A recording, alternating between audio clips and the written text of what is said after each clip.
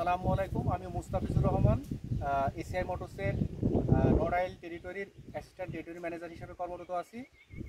আমার কাস্টমার জসিম ভাই আমার খুব ভালো কাস্টমার। ওনার একটা 50 গাড়ি দিয়েছিলাম, তো উনি বেশ কয়েকবার আমাকে কমপ্লেন দিয়েছে ভাই তেল বেশি খাচ্ছে। তো এর আগেও 2বার উনি তেল মেজারমেন্ট করেছিল ফিল্ডে। আজকে আরও আমি সাথে করে সার্ভিস ইঞ্জিনিয়ার সিফাত ভাইরে এবং মনির ভাইরে সাথে করে আমি নিয়ে এসেছি। মাঠে আমরা চাষ করেছি জমি, 50 শতক জমি চাষ করেছি।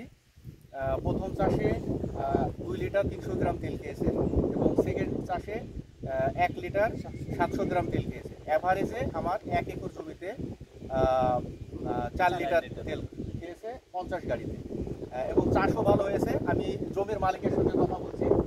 ভাই, আপনার নামটা বলেন। আপনার জমির চাষ কেমন হয়েছে? আপনি এই চাষে কি স্যাটিসফাইড, খুশি? আচ্ছা, ঠিক আছে। আমার গাড়ির মালিকের সাথে কথা বলছি, জসিম ভাই, কাস্টমার। জসিম ভাই বলেন, এখন কি অবস্থা? তেল এখন খুব ভালো, আমার মনের মধ্যে ভালো লাগছে। আপনি যে কয়েকদিন যে দুশ্চিন্তায় ছিলাম, জি, চিন্তাটা আমার আজকে দূর হলো। আচ্ছা, এখন আপনি স্যাটিসফাই? আমি বর্তমান খুশি না। আচ্ছা, আমাদের আছে মনির ভাই, গাড়িটা নিজেই চাষ করেছে, ফিল্ডে সরেজমিনে নিজেই চাষ করেছে। মনির ভাই কিছু বলেন। আসসালামু আলাইকুম।